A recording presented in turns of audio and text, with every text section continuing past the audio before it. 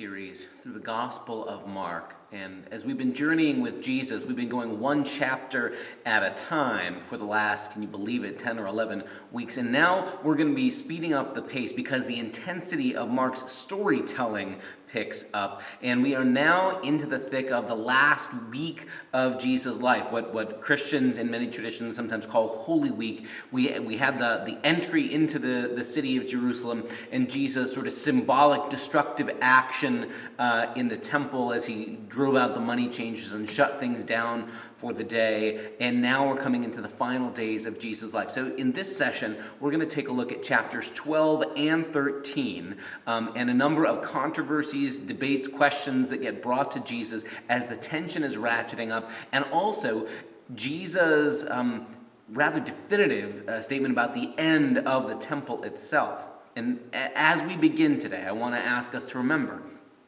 how we treat our worship spaces as sacred, holy, important places, and how closely we value them, even if we tell ourselves we know God doesn't live in them, that there's that kind of an intense attachment to the building, the facility, the reality of the institution that is the temple, as Jesus takes on the leaders of the temple and imagines a time when the temple won't be left standing anymore either. So let's jump now into chapter 12, and then later on today, chapter 13.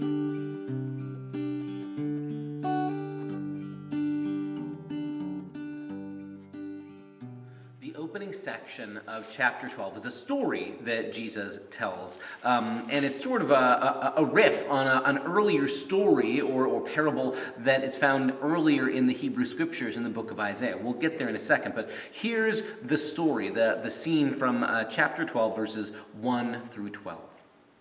Then Jesus began to speak to them in parables. A man planted a vineyard, put a fence around it, dug a pit for the winepress, and built a watchtower. Then he leased it to tenants and went to another country. When the season came, he sent a slave to the tenants to collect from them his share of the produce of the vineyard. But they seized him and beat him and sent him away empty-handed. Again, he sent another slave to them. This one they beat over the head and insulted. And again, he sent another slave to them. This one they beat over the head and insulted. They sent another, and this one they killed. And so it was with many others. Some they beat, others they killed. He had still one other, a beloved son. Finally, he sent him to them, saying, "They will respect my son." But those tenants said to one another, "This is the heir. Come, let us kill him, and the inheritance will be ours." So they seized him, killed him, and threw him out of the vineyard. What then will the owner of the vineyard do? He will come and destroy the tenants and give the vineyard to others. Have you not read this scripture? The stone that the builders rejected has become the cornerstone. This was the Lord's doing, and it is amazing in our eyes. When they realized that he had told this parable against them, they wanted to arrest him, but they feared the crowd. So they left him and went away. So Jesus tells a story that to our ears might just sound like an innocuous, one more of Jesus' agricultural farm set kind of a parable. As we heard way back in chapter 4, the reign of God's like somebody scattering seed, and now we've got a vineyard story. But anybody who knew their Hebrew Scriptures, anybody who knew what we would call the Old Testament, in particular the writings of the prophets, would have recognized in the story that Jesus tells echoes of an earlier piece from Isaiah chapter 5, where the prophet there sort of breaks into song, as prophets are inclined to do, and he says this, "Let me sing for my beloved a love song concerning his vineyard. My beloved had a vineyard on a very fertile hill. He dug it and cleared it of stones and planted it with choice vines. He built a watchtower in the midst of it and hewed a wine vat out of it. He expected it to yield grapes, but it yielded wild grapes. And now, inhabitants of Jerusalem and people of Judah, judge between me and my vineyard. What more was there to do for my vineyard that I hadn't done in it? When I expected it to yield grapes, why did it yield wild grapes? I will tell you what I will do to my vineyard. I will remove its hedge, and it shall be devoured. I will break down its wall, and it will be trampled down. I will make it a waste, and it will not be pruned or hoed. It shall be overgrown with briars and thorns. I will also command the clouds that they rain no rain upon it. For the vineyard of the Lord of hosts is the house of Israel, and the people of Judah are his pleasant planting. He expected justice, but saw bloodshed, righteousness, but heard a cry."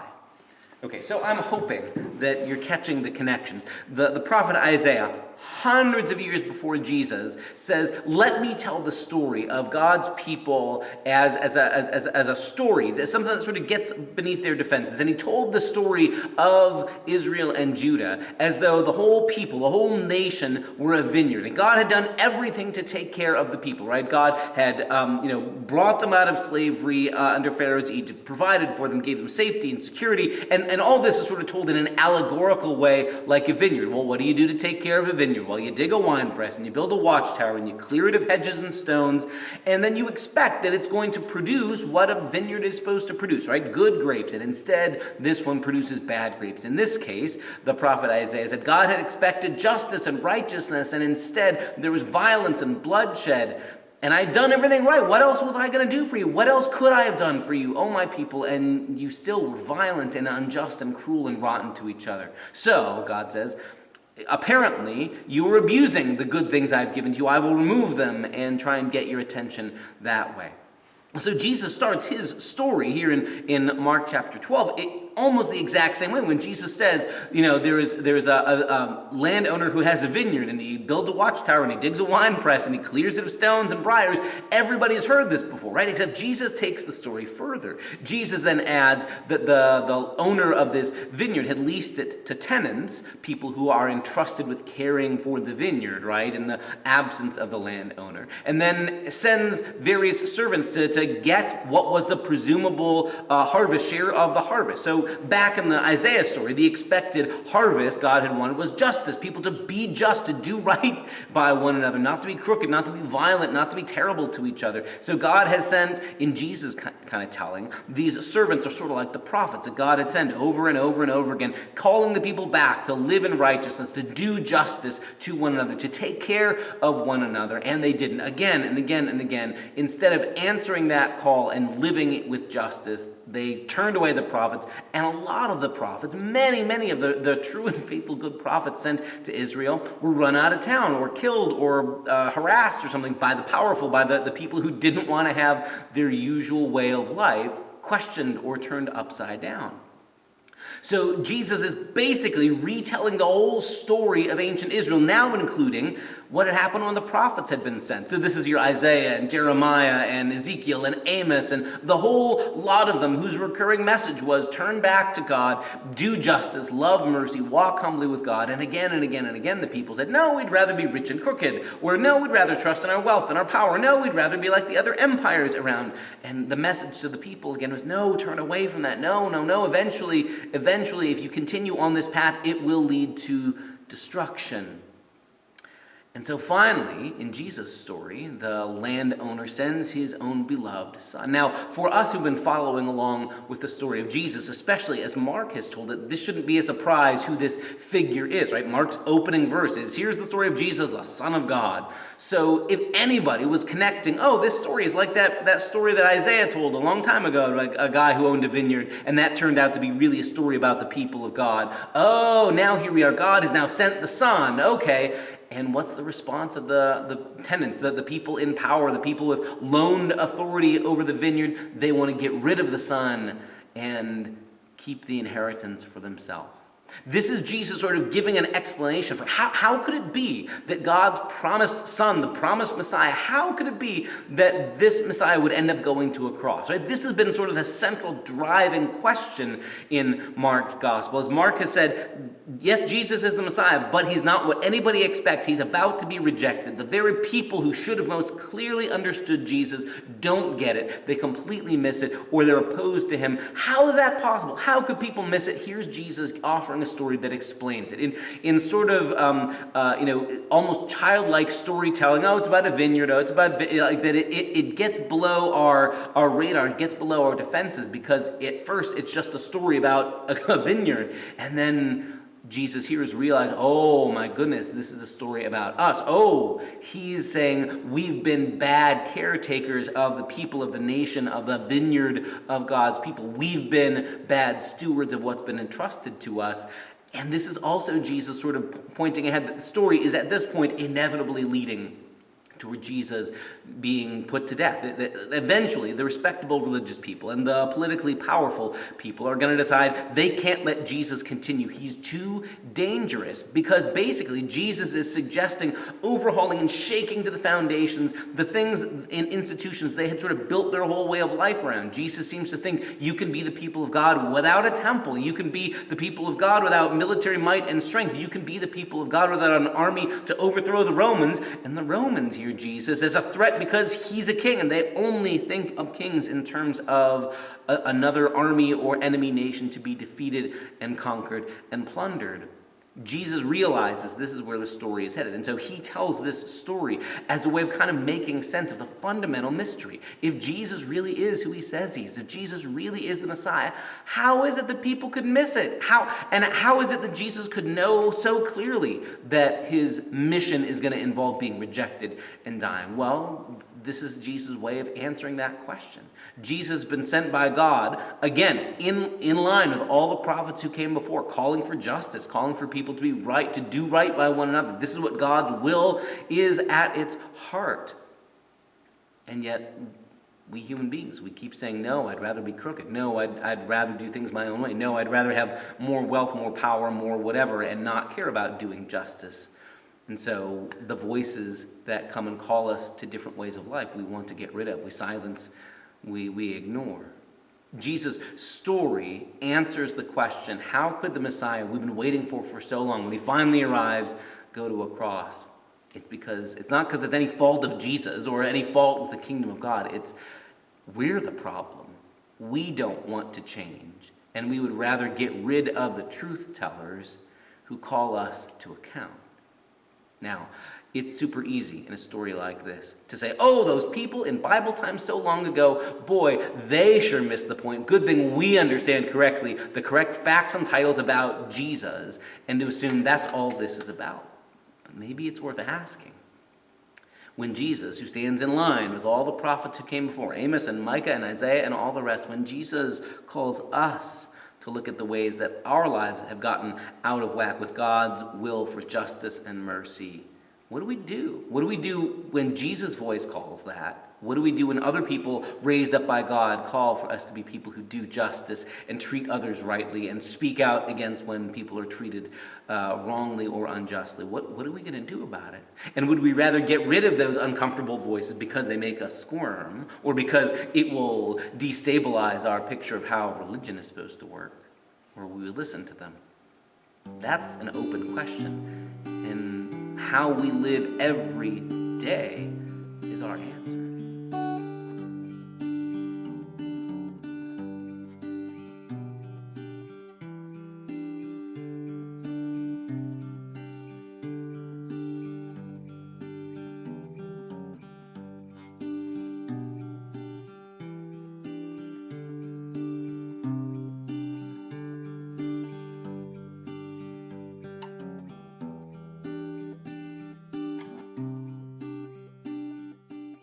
Speaking of open questions, the next section of Mark chapter 12 gives us several scenes, 3 really, where people approach Jesus with questions of their own.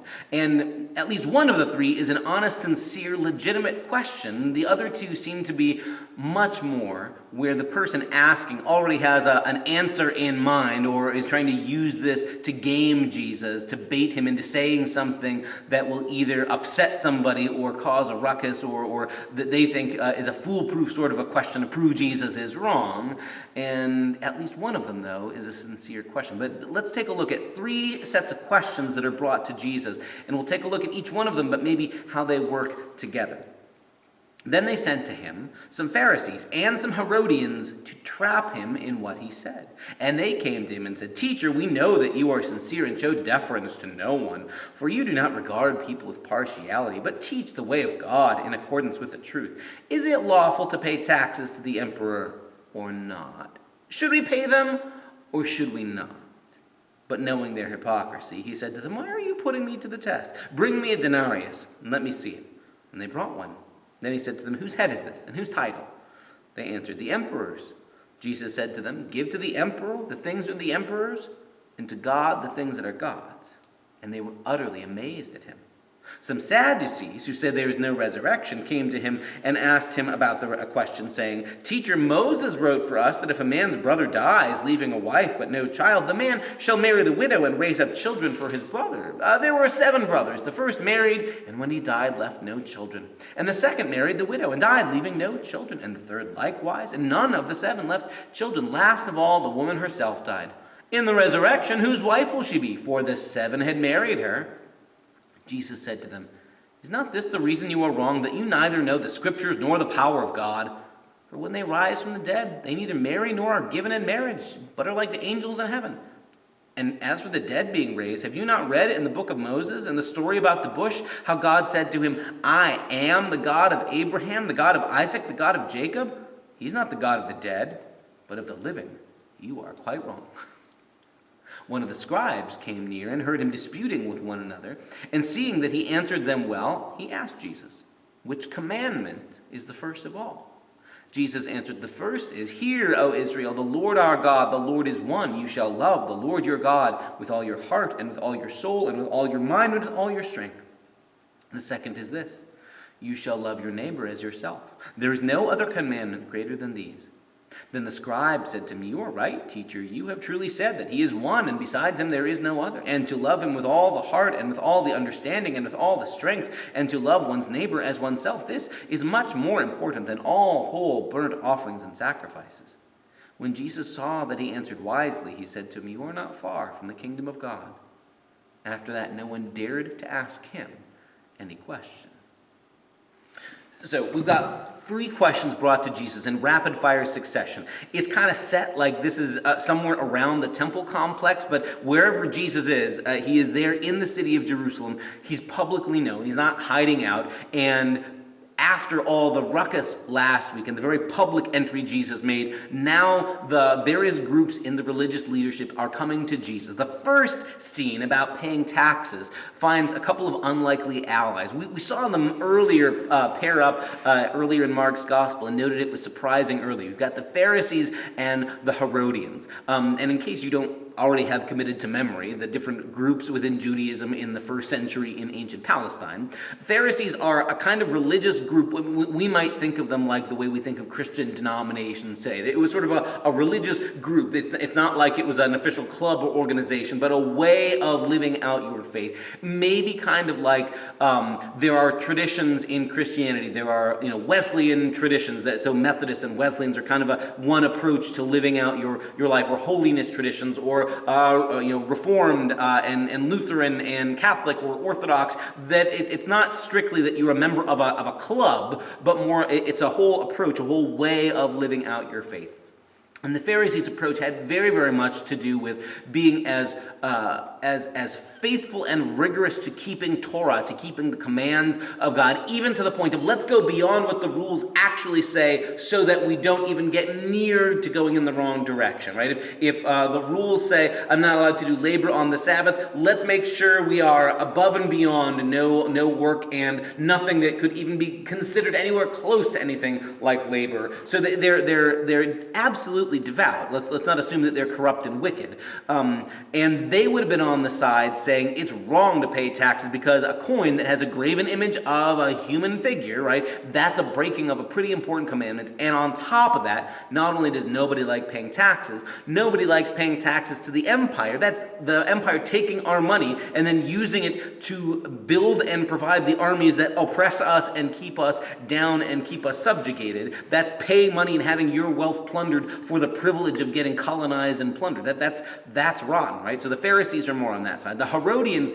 we've seen before, are those who were surrounded by and supportive of Herod, who, while he was kind of like an independent ruler, was placed there by the authority and with the blessing of Rome. So Herod knows not to step too far out of line. Even though he likes to imagine himself as this great king, he's doing the bidding of Rome. And if he steps out of line, Rome is perfectly comfortable replacing him with somebody else. So these would have been people who would have been much more like look, it's okay to pay taxes because after all, you got to go along to get along. The empire is the power in force right now, so we are going to have to ignore our commandments that say not to use coinage or money that go to a godless pagan empire. Right? So these two groups who are at opposite ends of the spectrum on this question of whether it is right or faithful to pay taxes, they come to Jesus, and in their mind, they're like, one way or another, he's going to upset and alienate somebody. They're looking for a reason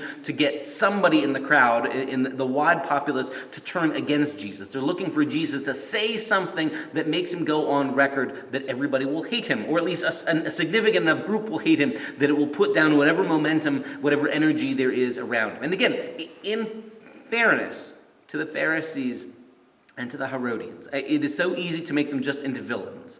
And they're not villains. These are people who are asking a sincere question at the same time because they have very different, like the same way if you have a debate and you have, fierce Democrats and Republicans or liberals and conservatives and you want to ask some public figure, what's the right answer, what's the right take? You may very sincerely believe whatever your partisan approach is, and then you want to debate the public figure who's asked to engage on. There's a certain sincere question they're bringing, and everybody is nervous. In the city, in a time where things are at a fever pitch already, everybody's nervous about Jesus coming and shaking things up in a way that could be disastrous. If there were a riot, if there were some kind of public uprising that would make the Romans stamp their boot down and kill a whole lot of people or destroy their city, that would be terrible. And everybody's afraid of something like that happening. It's that old line, the devil you know is better than the devil you don't know. For the Pharisees and the Herodians, they would rather have the system they're living with the Romans in place and them just sort of eking out their own way of life than to have Jesus or somebody else stir things up, turn everything upside down, and have the Romans destroy everything. They're so afraid of what that possibility might look like. They're looking for a way to, how do we get Jesus to say something that will take all the air out of his momentum, out of his movement. Jesus' answer is slippery and at the same time really, really powerful. There have been times where scholars have taken Jesus' answer and you know how it goes. Jesus says, give to God the things that are God's, give to Caesar the things that are Caesar's. Over the centuries, sometimes Christians have taken this and said, okay, well, Jesus is very clearly saying there is a line and a certain amount of stuff in the world goes to the state, a certain amount goes to the church, and sort of divides this neat line that there is a role for the state. This is Jesus sort of endorsing the separation of church and state as a policy. That's not really what Jesus is saying either. And on the other hand, there's others who said, well, Jesus has given a non-answer. It's sort of a dodge. Jesus just throws it back at them. Well, give to God the things that are God's, and sort of is able to weasel his way out. I don't think either is exactly true. I don't think Jesus is giving some magic ratio. I don't think Jesus is saying, yes, that there is an apportionment. This amount of the world's possessions goes to Caesar. This amount goes to God. God will settle for having less than everything, and Caesar is allowed to claim a certain amount. That's how it is. I don't think that's what's going on. But I also don't think Jesus is just dodging. I think Jesus is avoiding a simplistic answer and then turns it back not just to his hearers, but to us as well. And Jesus says, give to the emperor the things that really belong to the emperor, and to God the things that belong to God. Well, that forces us to reimagine everything. Because honestly, if we sincerely believe everything is God's, then, man, Caesar doesn't really get to claim much of anything. But that forces me to ask, who really does get my allegiance? Who do I really belong to? And that whole idea of the image on the coin begs the question. It's the Roman coin because the Roman Caesar's picture is on it. And whose image is on you and me, right? The story of the creation of human beings back in Genesis begins with God making human beings, you and me, and a whole world full of us in the image of God. That each one of us is an image bearer in the world, and to follow Jesus' logic, therefore we belong to God. So this is, in a sense, Jesus sort of cutting through and cutting past the let's not fuss about who owns what piles of money. How do we regard human beings who actually are made in the image of God? And in fact, all of creation is in the image of God. So it's not just a dodge. It's not just like, I don't want to answer that question, then walking away from the microphone at the press conference. But it's not a simplistic answer where we're allowed to say, okay, Jesus has endorsed a 25% capital gains tax, and Jesus has improved this kind of rate for this kind of tax. Jesus isn't here to weigh in on percentages and policies. He does, however, ask us to dramatically re-examine how and what we value. And if we live our lives primarily in light of God, then I'm less worried, less fussy about clinging on to my money. And I'm also less interested in even using a situation like this as the question gets brought to Jesus to score political points.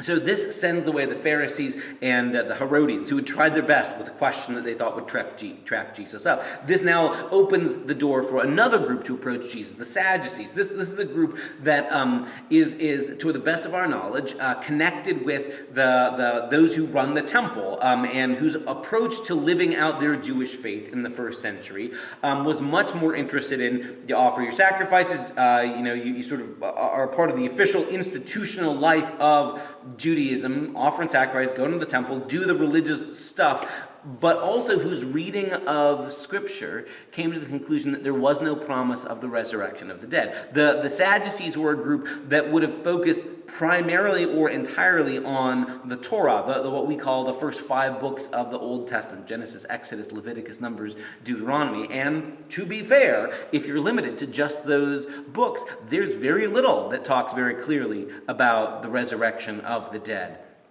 Sometimes we forget that, number one, what we call the Bible didn't fall from heaven all as one book, all bound up between 2, fake leather covers. And that there were different groups in Jesus' day who were still figuring out, what do we take as God's authoritative word?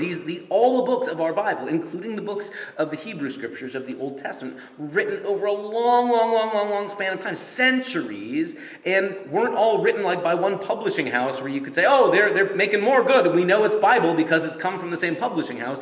Lots of different writers. And the prophets were even trickier to decide to include because these were basically poems and speeches and sermons that were first shouted from street corners by people who were not very popular and often got killed by the respectable religious people of the day. And then somebody later said, that stuff that guy said, that was right. We should hold on to his writings or hold on to the things that were written about him and then put it into the Bible. So the Sadducees as a group were way less certain about how much weight or authority do we give to Isaiah or Daniel or Ezekiel, who do have more imagery about the end of death and the hope of resurrection. And instead would have been limited basically to the stories and laws and commandments in what we call the Torah, the Pentateuch, or the first 5 books of the Bible.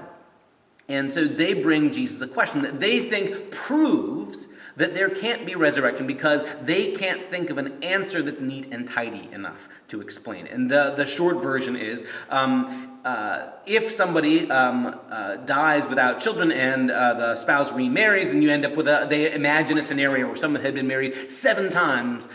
In the resurrection, who were they married to if they'd been married all these different times? And all of them were acceptable marriages. Who were they married to in the resurrection? And Jesus answered, number one, is sort of just because you can't think of how a mystery is resolved doesn't mean it can't be resolved. Just because you can't figure out the answer to a question doesn't mean it's unsolvable. It means you haven't been able to think about it. You haven't been able to come up with an answer.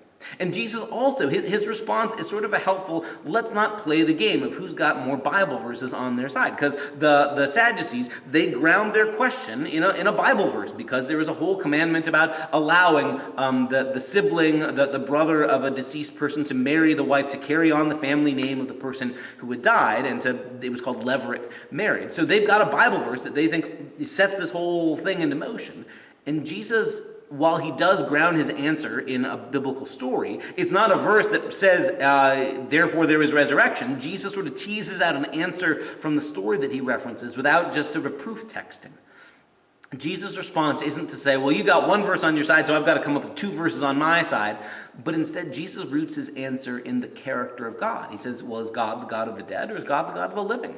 You know how the story goes. I am the God of Abraham, Isaac, and Jacob. Well, they had deceased, they had ended their earthly lives when God said that back in the burning bush story. But if they're dead, then that means God is just the God of the dead. And Jesus instead answers, no, God is the God of the living. So there must be life beyond the grip of death, even if you can't figure out how it works, even down to family relationships. Jesus' answer basically isn't to describe how does it work in resurrection life, who you're married to or how families work. He just says it's not like this kind of life. So here, we can't conceive of life without being tethered to somebody romantically. We can't imagine life without being married to somebody. Or kids or nuclear family is the way life is. Jesus says maybe that's not a core thing about how life in resurrection is. We have a different way of living, and yet we are truly ourselves and are truly alive in the resurrection.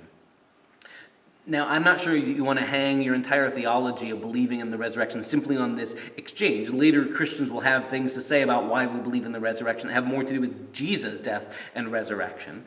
But this does offer helpful insight for us about how do we answer questions that relate to our faith and Bible, and how do we do it in ways that aren't abusive, where I've got a predetermined answer or conclusion in my mind, and I want to find a Bible verse that I think will support that.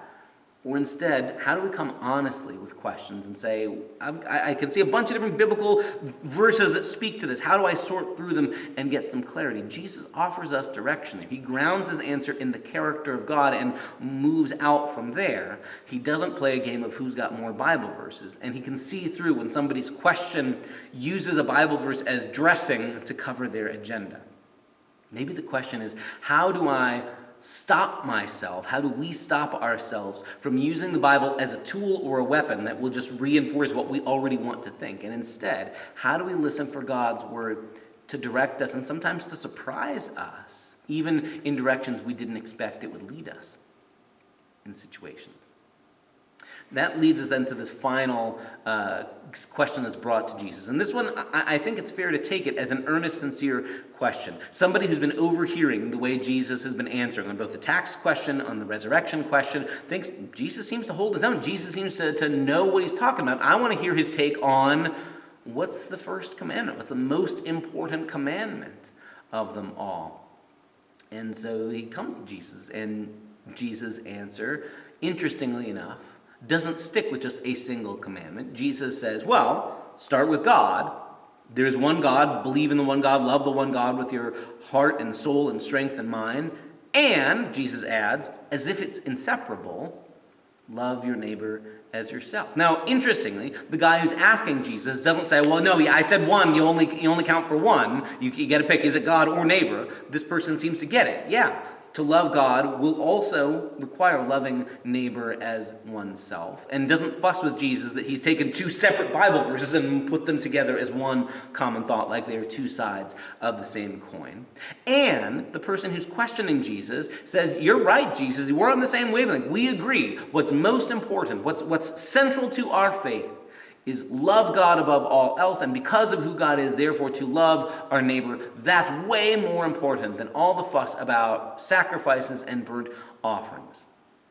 Now, side note, where are sacrifices and burnt offerings done? That's all temple stuff, right? We've seen Jesus already kind of come with both barrels blazing at the idea that you can't be the people of God without the temple. Jesus has symbolically knocked down the temple by driving out the money changers and everything earlier. Jesus has imagined and will describe more about what it will be like when there isn't a temple to rely on, and Jesus instead has sort of pointed toward himself as the meeting place between God and humanity. So Jesus has laid the groundwork for, it's possible to envision being the people of God, being a part of the reign of God without the institution of a building that we fuss over, or a building that therefore brings with it power and wealth and all sorts of ways of getting off center. The man who responds to Jesus, yep, you got it, this seems right, and love of God, love of neighbor is way more important than burnt offerings and sacrifices. Jesus' response is surprisingly open. He just says, you're not far from the kingdom of God, and instead of seeing this person as enemy, is like, you're not for me, so you're against me, leaves the door wide open. Yeah, you're real close. You're on target to what the reign of God is supposed to be about. Jesus seems to think that at the core of the whole thing he's come to be about, which is, as far as Jesus is concerned, is what all the prophets, even including John the Baptizer, have all been about as well, is to announce that in God's reign, what's central is how do we build our lives around love of God, love of neighbor. And as Jesus defines it, and that neighbor is an awfully expansive term that even has included outsiders, strangers, foreigners, and not good enough people. So all three of these scenes are sort of controversy scenes, and at the end of it, everybody is so astounded that Jesus has held his own and hasn't said something that was some major gaffe that becomes the headline of the day. Nobody dares ask Jesus any questions because he hasn't gotten tripped up by any of them yet. So that's going to lead to further conversation where Jesus turns the table and starts asking questions of others.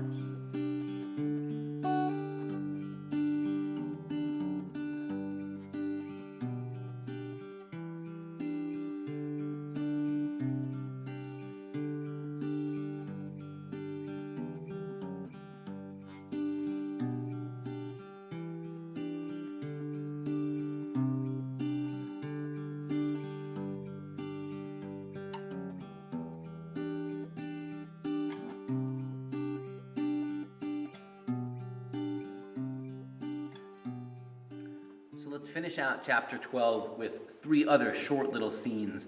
In 35, verse 35, chapter 12, again, Jesus is in the temple, so it's sort of right on the heels of the controversy scenes we've seen before. Instead of Jesus getting asked questions, now Jesus turns and asks the people around him. And it says this: while Jesus was teaching in the temple, he said, "How can the scribes say that the Messiah is the son of David? David himself, by the Holy Spirit, declared, 'The Lord said to my Lord, sit at my right hand until I put your enemies under your feet.' David himself calls him Lord, so how can he be his son?" And the large crowd was listening to him with delight. As he taught, he said, "Beware of the scribes who like to walk around in long robes and to be greeted with respect in the marketplaces and to have the best seats in the synagogues and the places of honor at banquets. They devour widows' houses and for the sake of appearance say long prayers. They will receive the greater condemnation." He sat down opposite the treasury and watched the crowd putting in money into the treasury. Many rich people put in large sums. A poor widow came in and put in 2 small copper coins, which are worth a penny. Then he called his disciples and said to them, "Truly I tell you, this poor widow has put in more than all those who are contributing to the treasury, for all of them have contributed out of their abundance. But she out of her poverty has put in everything she had, all she had to live on." Those might seem like they're all randomly collected short little scenes, but there's a thread that connects one to the next to the next. So after people have approached Jesus with questions, trying to either trap him or trick him or get him to say something controversial, or at least Jesus help give us the heart of your theology, what's the most important commandment. And now Jesus turns and asks another question, sort of aimed at the official teaching of the respectable religious people, the scribes, people who were experts in the religious law and Torah. And Jesus says, you all who are expecting the Messiah, you keep talking about him like he's, a descendant of David, like he's David's son or, great-great-great-great-grandson. But you see him as somebody who's, in the line of David, lesser than David, but David himself, and Jesus starts quoting one of the Psalms, seems to be talking about this Messiah figure and talks about him as somebody who's even more important than himself. The Lord said to my Lord, sit at my right hand. That this is a psalm that is remembered in Israel's memory as a psalm David wrote or in the style of David. And in that psalm, the Messiah figure is seen as somehow more important than David. Well, how can that be? Isn't the ancestor better than the one who comes after him? This sort of raises a question. How are we supposed to make sense of this Messiah? Is the Messiah someone who has to be in the style or mold of David, the warrior king? Or could the Messiah actually somehow be even greater and prior to David? This is the question Jesus is trying to get at. Now, this is maybe a more complicated question for people in the first century. After several millennia of Christian theology, we have a way of talking about Jesus as Jesus is the divine Son of God who existed from before creation and then is incarnate, becomes a human being at his birth, but in fact does pre-exist before King David lived 1,000 years BC. So Christian theology has sort of worked out a way of answering this, a way of addressing the riddle that Jesus seems to be poking at. That saying, well, Jesus is the Messiah. He is, in a human sense, descended from the family of David. But he is also the divine Son of God who is eternal, and the way the Creed says it, God from God, light from light, true God from true God, begotten, not made. So like this way of saying that Jesus is, in one sense, human being who is descended from King David's family line, but is also God's Son, pre-existent before all creation. we might need to have a whole separate conversation someday about the story of the creed and what all its theologies and what it's saying. But in a sense, this is the question: is, am I supposed to expect the Messiah is going to be in the pattern of David, and then when he goes to the cross and does a very un-Messiah-like thing of dying, what do we make of that? Jesus is sort of, again, deconstructing people's assumptions about what the Messiah was all about. People, again, assumed Messiah is someone who, like King David, will be the warrior who will, destroy our enemies and expand our material wealth and become powerful, and will be an empire like in the good old days. He will help make things great for us again. And Jesus deliberately has said over and over again, no. That's not what my mission is. That's not what God's reign is about. So you got wrong thinking if you're looking for David as the sort of model for how God's kingdom operates. No, the Messiah's way of doing things is in fact more important and in fact predates even King David, because he is somehow even prior to David's life. Now, this also then sort of leads Jesus, while he's ragging on the scribes, since it's the scribes who have this teaching about the Messiah, now he sort of calls out the scribes for what we might call hypocrisy, or for their sort of wallowing in their religiosity. That instead of being focused on, well, what do the commandments actually say? Do justice, love mercy, walk humbly with your God. They're the opposite of that. They seem to be more obsessed with wealth and respect and showing off their luxury and convincing people of how religious they are, bragging about their greatness. And Jesus says, and at the expense of devouring widows' houses. Now, we don't know for sure. Is this Jesus accusing them all of corrupt business practices? Maybe. Maybe it's that they've seen the religious institution of first century Judaism, and the scribes that are a part of that have gotten comfortable with people, going bankrupt, giving their money to the treasury while they have nothing to live on. And Jesus thinks that's crooked, that's wrong. People should be able to feed themselves and their families before, just propping up some kind of religious institution. But this is Jesus calling out the hypocrisy, the ways that whole religious institution has become corrupt, and Jesus being willing to say, that's all wrong and bad. That all warrants God's loud no. And from there, Jesus moves into that scene in the treasury in the temple where everybody's bringing their gifts. And obviously there are people bringing in large sums of money. You can tell they've got a big sack of gold or coins or whatever they're bringing into the treasury. And then Jesus catches notice of this woman that everybody else has just ignored, this woman who brings in 2 small copper coins. We don't know for sure. How close is Jesus? Each movie that's been made of the gospel sort of depicts this scene differently. Some see her as, way off in the background, and Jesus, she catches Jesus' eye out of the corner of his eye, and others sort of imagine he's right there next to her and can see exactly what she puts in. But the context is really important. Here's a woman who has given away her life savings because she's convinced this is a good and righteous and holy thing to give to the treasury. And Jesus had just denounced the scribes for devouring widows' houses. It sure seems like part of what Jesus' criticism here is, if you're going to rightly worship God, you should not create a system where somebody's forced to, give away all their resources, have nothing to live on in order to just prop up the religious institution. Jesus seems to be thinking that doesn't really glorify God. That makes it seem like God's needy and needs our money and would rather, be fed with our offerings than other people to live and to be able to, feed themselves and keep a roof over their heads. So it's really tempting to want to sentimentalize this story about the woman giving her last 2 coins, and to make her like into some character out of Charles Dickens novel, this poor lady who Jesus pities. But I think as much as Jesus lifts her up as an example, look, she's been so generous. She gave everything she had.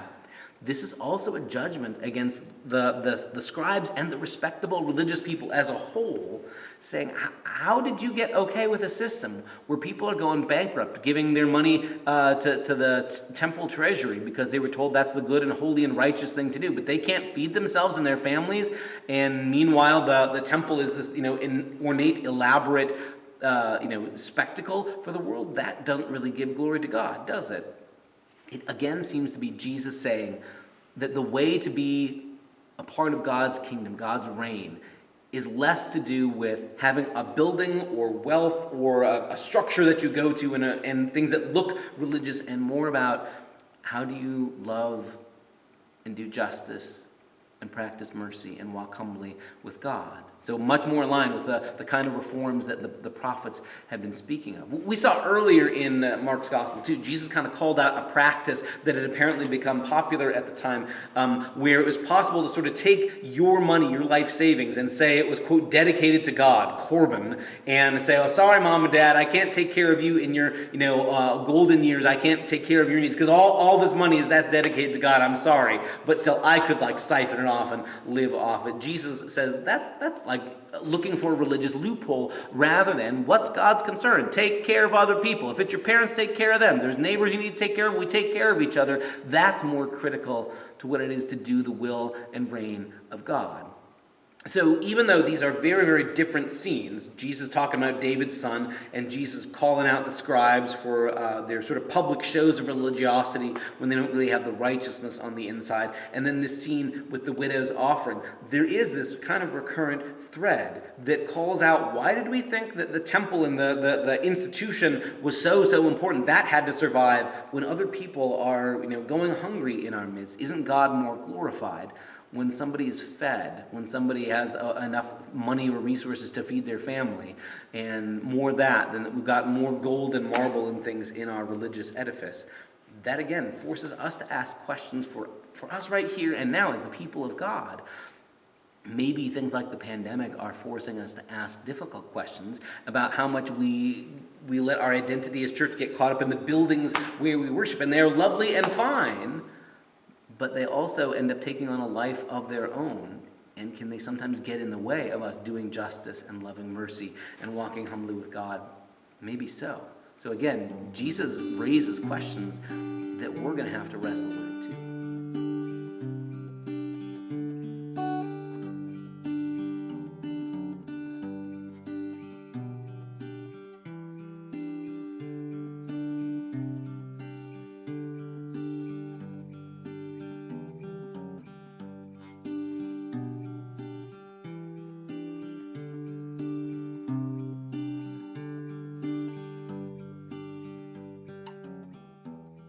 Delve now into chapter 13. There's a lot here. We're going to try and at least give an overview, but this in and of itself could become a whole conversation, a whole study series sometime later on. So stick a pin in this if this is something you're interested in. But to open the scene, verses 1 through 8 of chapter 13. As he came out of the temple, one of his disciples asked him, "Look, teacher, what large stones and what large buildings." Then Jesus asked him, "Do you see these great buildings? Not one stone will be left here upon another. All will be thrown down." When he was sitting on the Mount of Olives opposite the temple, Peter, James, John, and Andrew asked him privately, "Tell us, when will this be, and what will be the sign that all of these things are about to be accomplished?" Then Jesus began to say to them, "Beware that no one leads you astray. Many will come in my name and say, 'I am he,' and they will lead many astray. When you hear of wars and rumors of wars, do not be alarmed. This must take place, but the end is still to come. For nation will rise up against nation, and kingdom against kingdom. There will be earthquakes in various places. There will be famines. This is but the beginning of the birth pangs." Okay, so let's remember the beginning of this scene. Jesus has been in Jerusalem. He's had several controversies in the temple complex. He's just both called attention and sort of praised this woman who was so generous giving her last 2 coins, but also rather critical that everybody else has allowed a religious system where this woman's going bankrupt. She can't pay her own grocery bills or keep a roof over her head, but meanwhile everybody has told her she has to keep giving money to the treasury of the temple. Jesus is kind of critical of the temple as an institution. And now as they're walking out, the disciples are, "But yeah, isn't it a beautiful building?" And yeah, it's a fine building, Jesus says, but my goodness, don't count on it lasting forever. It's going to come down. So, a reminder, the temple had been destroyed once before. In around the year 85, 86 or so, give or take, the Babylonians came and destroyed the city of Jerusalem, and with it destroyed the wall on the outside, the buildings, and razed the temple to the ground, destroyed, burned. And at that point, even the Ark of the Covenant is lost to the mists of history. Later, there's sort of a modest building that was rebuilt, 70, 80, 90, a century later, And it's a pretty simple kind of a building until Herod the Great, who liked to call himself great, decides that he will burnish his legacy by restoring and expanding the temple complex to be even greater than it had been before. He thought this was his key to being remembered as a great person himself. I'll make the temple great. I'll make it as great as it ever had been. In fact, it'll be bigger and better than you've ever seen before. What a salesman. And now it's been under construction for decades in its sort of rehab, re-expansion phase, and everybody's impressed with it. It is the fanciest, nicest building in all of ancient Judea, and yet Jesus says, don't count on it lasting forever. Now, this is a reminder for most people in the first century who were of the Jewish faith and culture.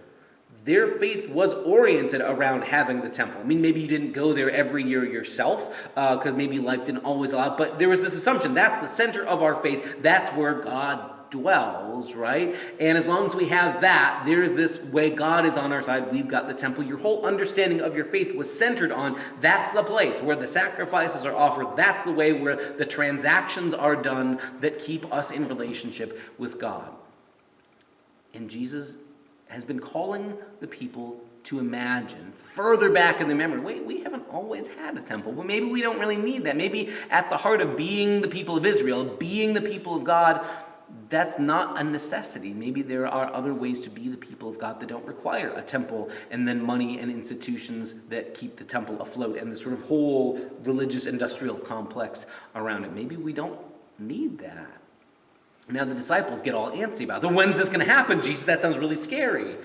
And Jesus' answer, this is kind of a non-answer, because Jesus says things like, well, you'll hear of wars and rumors of wars and famine and earthquake and disasters. That's not really helpful for predicting, even though over centuries Christians have tried to pin down, okay, well, this must be predicting this historical event or that historical event. Jesus is telling us the exact timing of when he will come again. We're not really to that. Now, the Romans did, in fact, destroy the temple again in the year AD 70 under the Roman general Pompey, and to this day has not been yet rebuilt or restored. So in a sense, this all happened within a generation of Jesus saying it.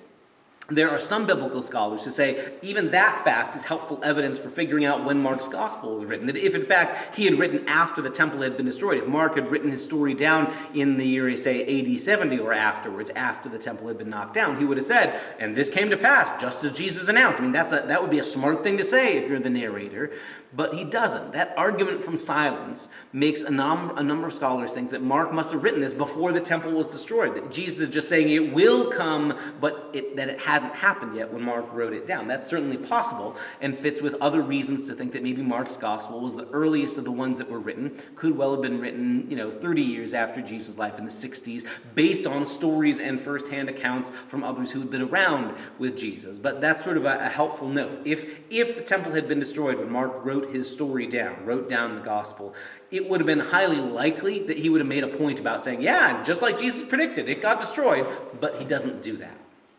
That leads us into the next section. The whole rest of the chapter we're going to take in one big gulp, because it's Jesus sort of expanding on this idea of how will we know when the temple is going to be destroyed, but also how does that lead into Jesus talking about his coming and his coming again in glory. Let's take a look at that next.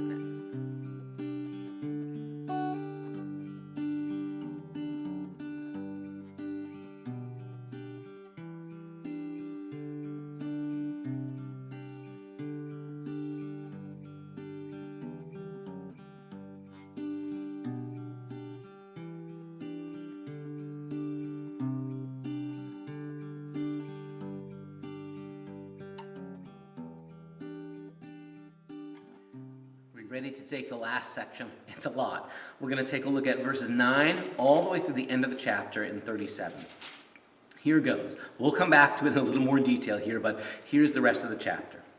As for yourselves, Jesus said, beware. They will hand you over to councils, and you will be beaten in synagogues. You will stand before governments and kings because of me as a testimony to them.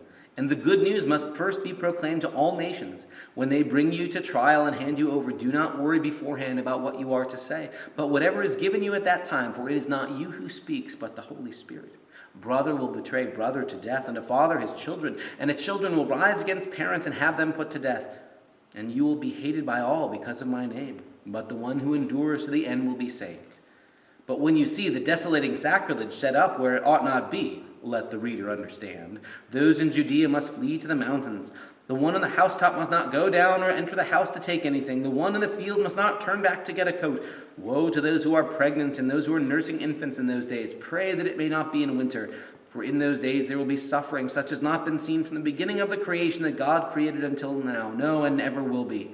And if the Lord had not cut short those days, no one would be saved. But for the sake of the elect, whom he chose, he has cut short those days. And if anyone says to you at that time, look, here is the Messiah, or look, there he is, do not believe it. False messiahs and false prophets will appear and produce signs and omens and lead astray, if possible, the elect. But be alert, I have already told you everything. But in those days, after that suffering, the sun will be darkened, and the moon will not give its light, and the stars will be falling from heaven, and the powers in the heavens will be shaken.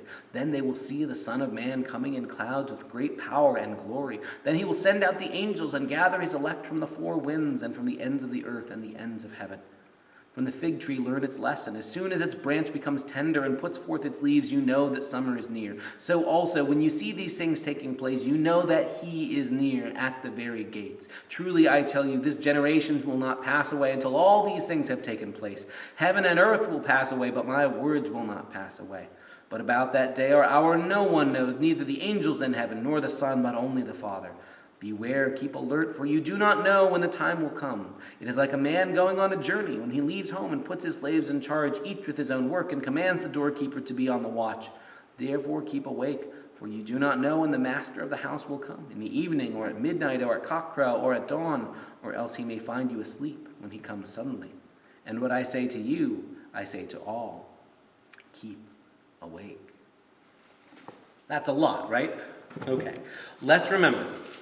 Number one, in the background of all this is Jesus addressing the ominous question, how could we be the people of God without a temple? What do you mean the temple isn't going to last forever? I've sort of built my understanding of God and how I relate to God around these structures. We've got the building. I go to the building and offer the sacrifice. That's how I know my sins are covered. I'm forgiven. It's super easy to turn your faith into this sort of basically transaction, and that then I can do as I please, and I don't have to live with justice and mercy and walking humbly with God. And Jesus has shaken all that. Now the disciples are getting upset about this idea. When's this going to happen? And Jesus' response now is to say, look, I'm not going to tell you when it's going to be. That'll put you off your guard. If I tell you it'll be in the year such and such, you're going to say, oh, well, that won't happen in my lifetime. I don't have to worry about it. Or if I say it's happening next week, I'm going to put off what I have to worry about until next week. Jesus' response, instead of giving them, here's a time when it's all going to happen, here's the clock ticking, instead says, the things that people put their lives in and treat as solid will be shaken all the way down to their core. Even it'll feel like the stars and the moon and the sun are shaken. The things you think of as most solid and predictable and dependable, even those can be shaken. And in the midst of that, I don't want you to think that God ceases to be God. I don't want you to think that my movement is wrong because all the things that I've told you are taking place. I don't want you to feel like things are out of control. No, this is part of it. And when it happens, you're going to be calm and collected about this. You're not going to need to worry. You're not going to be afraid. And when people are hostile toward you, don't be surprised. That's going to happen. People will be opposed to you.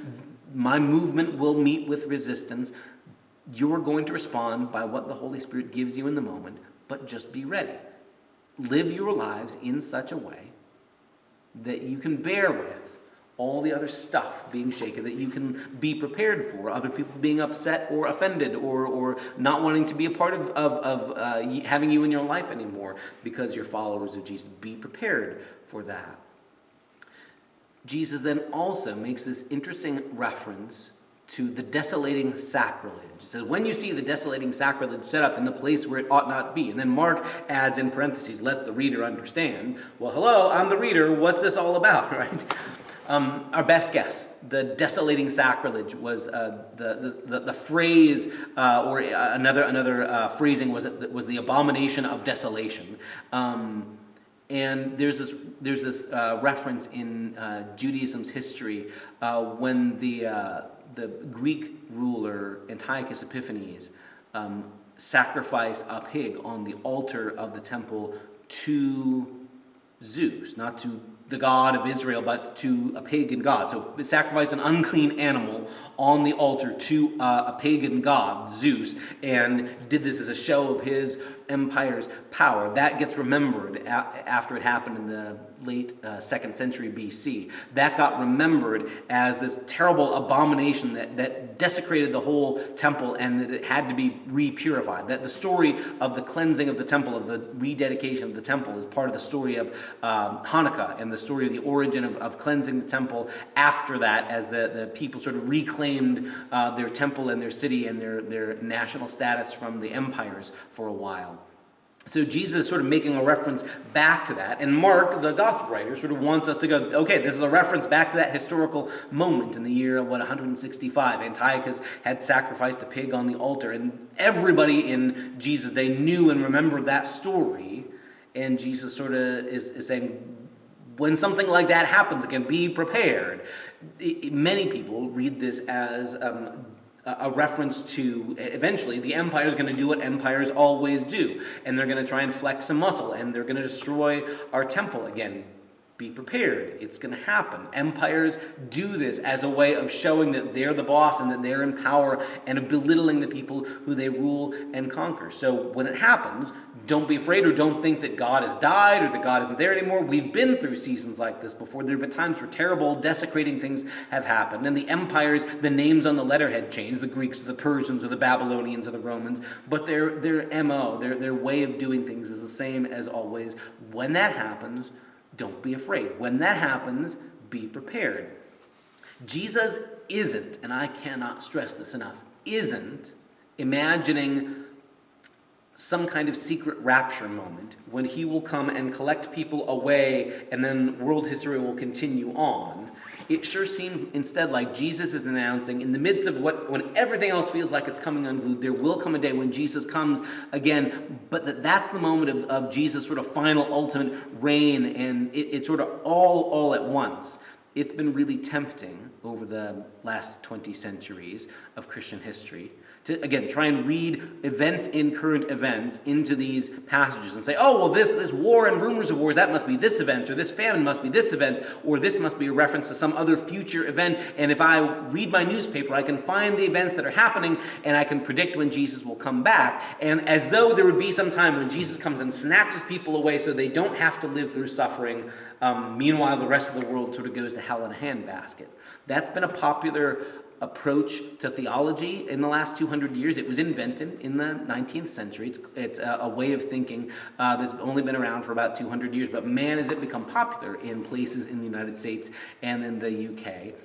And because of that, it's been really tempting in the culture we live in, the religious culture we live in, to read this as Jesus is giving signs that you can use to predict when he will come, and that when he does come, he will secretly take away all the good people, all the righteous Christians, and then the rest of the world will have to live through terrible things, but the good, righteous Christians will be whisked away to heaven so they don't have to suffer. It seems that's the opposite of what Jesus is saying in the heart of this passage, that Jesus is saying to his followers, be prepared. At some point, everything's going to come unglued, and it's going to feel like the world is headed toward chaos and disaster, and you'll meet with hostility because you bear the name of Christ, because you are part of the reign of God. When that happens, you're going to go through it. And instead of Jesus offering an escape hatch and saying, well, those who are truly righteous, you'll get beamed out so you don't have to live through that suffering, Jesus is preparing his disciples exactly for living through a time when it feels like everything else has come undone and all the powers of the day are arrayed against them.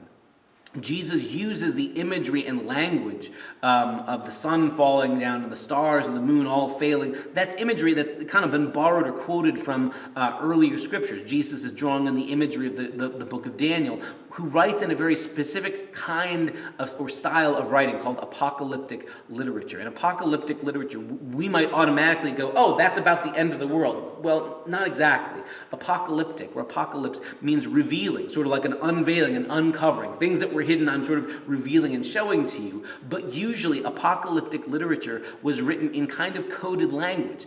Often because it was dangerous to say what you were really thinking. If you were really saying things like Rome won't last forever, Rome doesn't like that. Rome wants to kill you if you say things like that. If you call out the empire of the day, the empire wants to squash you. So apocalyptic literature was resistance literature. It was a way of speaking against the powers of the day, but doing it in a coded kind of a way. Maybe kind of like... if you know the story George Orwell wrote called Animal Farm, which is really about the communist revolution in Russia, but it's all written in sort of an allegory. It's about animals who overthrow their human farmer, and then how things go bad when the pigs take charge of the farm. Anybody who knew what Orwell was writing about knew, oh, this isn't really about animals on a farm, this is really about the Russian Revolution. But you came to understand those are symbols that were meant to represent other things in real life history. Jesus uses language in a way that borrows symbols and images that were meant to be sort of a coded way of talking about the empire and the fall of empires without saying that directly, which again is a dangerous thing to do. Another example maybe that comes to mind is Don McLean's famous song American Pie, which has all sorts of weird, interesting symbolism, but if you know the history of the song, it was written about the plane crash when Buddy Holly died, and yet he uses all sorts of interesting images, marchers on a field, and a jester in a courtroom, and all sorts of strange images that are about pop music in the 20th century. Once you know that, you can unlock the meaning of the whole song and go, oh, he's just singing about people in the popular music scene in the 60s. Oh, now I get it. This language Jesus is using can seem so obscure to us until we realize he's using the standard language in the day in apocalyptic literature that's saying empires like to announce to the world, we will last forever. This is the way it is. Our reign and our power will last forever. Nothing will shake us. And Jesus saying, yes, it will get shaken. All of it will get shaken. Every empire that sets itself up against the power of God will ultimately be shaken. And the role for the people of God, the role for the followers of Jesus in that is not to raise up an army and fight the battle on our own.